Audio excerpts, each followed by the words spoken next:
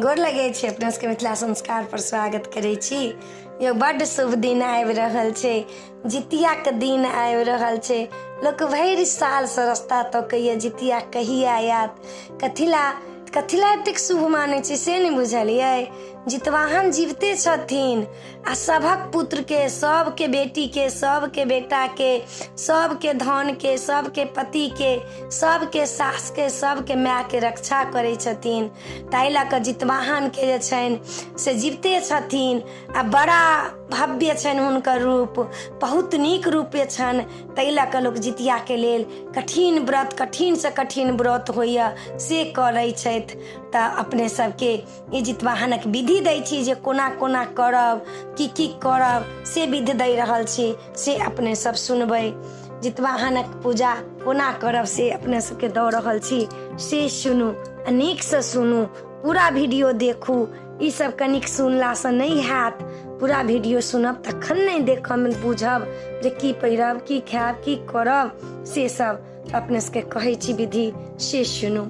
जितवाहन के व्रत ये 28 तारीख के मंगल के दिन पड़ैया, हथनी नक्षत्र के व्रत ये।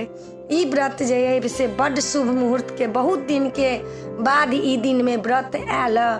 ई व्रत तो छै बड़ कठिन, तीन साँझ के व्रत छै, मंगल के दुनू साँझ, बुध के 5:05 में पारण है। तो कठिन तो छै के, लेकिन शुभ मुहूर्त बड़ नीक छै।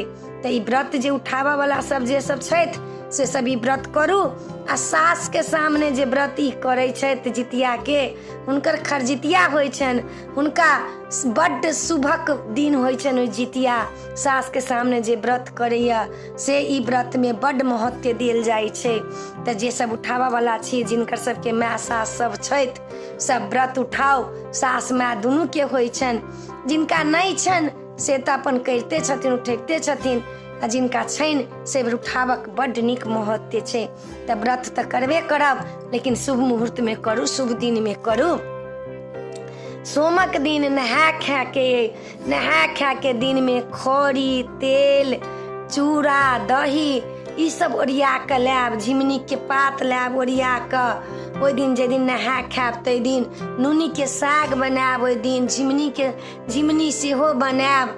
कते लोग पितराइन सेहो खुआबै छथि, जिनकर सास माय मरि गेल छनि से पितराइन खुएथिन। आ माय जीवते रहथिन तैयो सास जे मरि गेल रहथिन तऽ सास के पितराइन खुएथिन। लोग पितराइन के आब तऽ महत साड़ी कपड़ा सबके चला देलकै या, लेकिन निमंत्रण दऽ कऽ हुनका भोजन नीक से पवित्र से करबै छै। तेल सिंदूर देलियन, खोइछ देलियन, आ तखन पितराइन खुआबै छै। नहा खा के दिन अपने सब गंगा में नहाओ, जमुना में नहाओ, सरजुग में नहाओ, त्रिवेणी में नहाओ, चाहे पोखर में नहाओ, चाहे नदी में नहाओ, चाहे कल पर नहाओ, चाहे बाथरूम में नहाओ। नहा के तो आइए तो मुहूर्त नहा के अपने सबके 6 बजे से लऽ कऽ 5 बजे से नहाब, 5 बजे से लऽ कऽ 12 बजे, 11:45 बजे तक ला दिन रहैया। आ बलधकेल लोग चढ़बैया जे हम चढ़ाब 1 बजे 2 बजे, से नीक नहीं होइ छै, लोग सवेरे चढ़बैया। तब वही दिन नहा खा के दिन ये गंगा में जाब, जमुना में जाब, आधा नहा लेब, देह पर डूब लगा कर नहा लेब, आ नहा के आब। आ पात सास के पहले, सबसे पहले जितवाहन के, चिलो सियारो के, तखन सास के, जतेक पित्र रहत तिनका सब के चढ़ा ले। पहले खड़ी धऽ लेब, खड़ी के पानि धऽ के फुला लेब, खड़ी पहले सब पात पर धऽ लेब, तखन सब पर तेल धऽ लेब। उ तेल जे रहत चढ़ा लेब सबटा नाम से, जितवाहन के नाम से, चिलो सियारो के नाम से, पितृ के नाम से। तेल जे चढ़ेने रहब से तेल बेटा के, पति के, बेटी के सब के लगै छै। साल भर ताइ दिन के लोक लगबै छलैया, जे देह हाथ में साल भर लगा बच्चा के, तऽ बच्चा के कोनो कलेश नहीं लागत। तेल निंघटि जाइ छलै, लोग फेट के धरै छलैया जे बच्चा के कोनो कलेश नहीं लागत, बच्चा एकदम बरुआर रहत ई तेल पीब के देह हाथ में लागत। तऽ आब तऽ लोग बुझबे नहीं करै छै, लेकिन ताही दिन के लोक नीक छलैया। जे बच्चा सबके आइ काल्हि तऽ देखबे करै छियै, कनिको किछु भेल बीमारी लोक बर्दाश्त नहीं कऽ सकै छै, ताहि दिन के लोक सब बर्दाश्त करै छलैया। ताहि दिन के लोक सब जे छलैया से तेल के बहुत महत्व दै छलैया। कर कुटुम्ब में लोक भेजै छलैया, जमाए के, बेटी के लोक भेजै छलैया।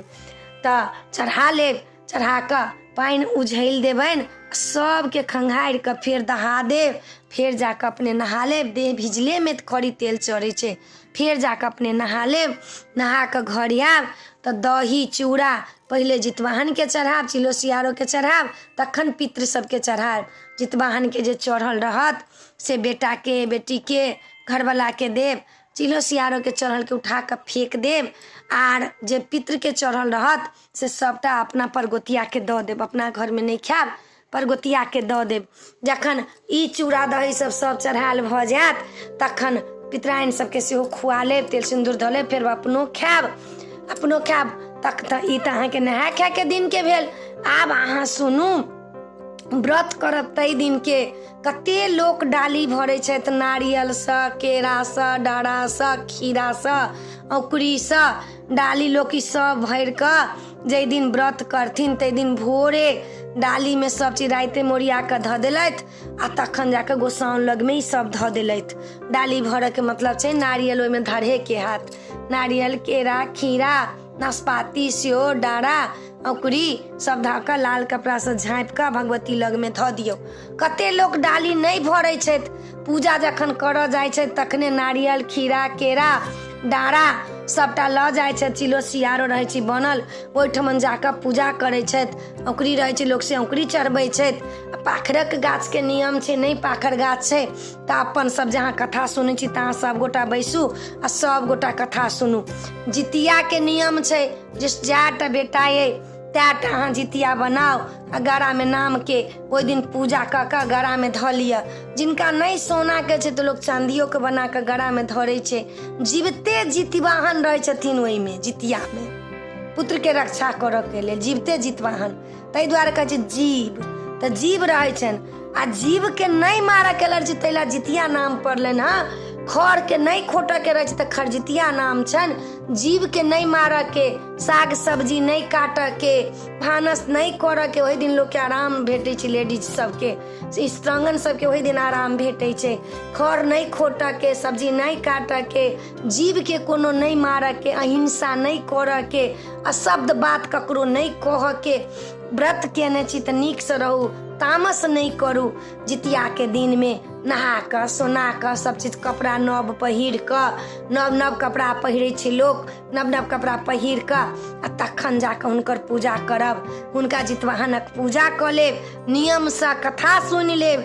बिना कथा सुनने नहीं रहब, कथा जरूर सुनब। नहीं केओ कहऽवला अइ तऽ यूट्यूब पर खोलि कऽ हम देबे करै छी, ओ कथा सुनि लेब आ सुनि कऽ पूजा पाठ नियमसँ कऽ लेब। जेना जेना कहै छी तहिना पूजा कऽ लेब नियमसँ। औंगठन सेहो अइ एहि बेर, तऽ औंगठन भोरबामे 5 बजे तक अइ।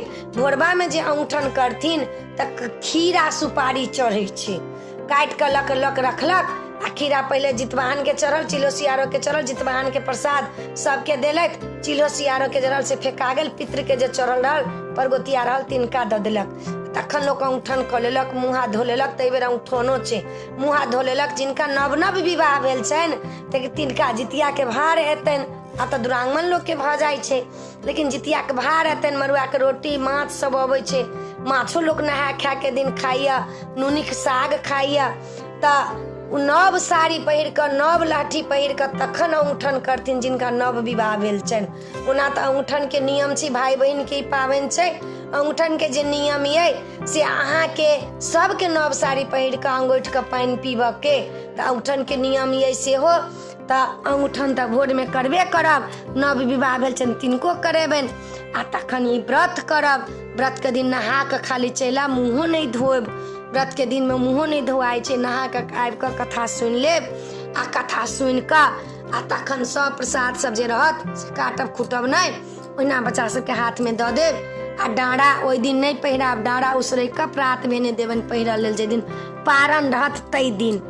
तऽ ई विधि जे छल अपने सबके, पारण दिनमे नहायब सोनायब, खीरा औंकुरी चूड़ा नहा सोना कऽ, केरावक औंकुरी, केरावके औंकुरी अपने सबके कहने छी ने जे भगवानके कायासँ निकलन छनि तऽ केराव बड्ड शुद्ध होइए। केरावके औंकुरी, खीरा सब चूड़ा सब ल जाकर बाँस के पात पर लोग चढ़बै छै जे वंश हमर बढ़त, वंशे बढ़ के व्रते छै, वंश हमर बढ़त, लऽ के लोग बाँस के पात पर चढ़बै छै।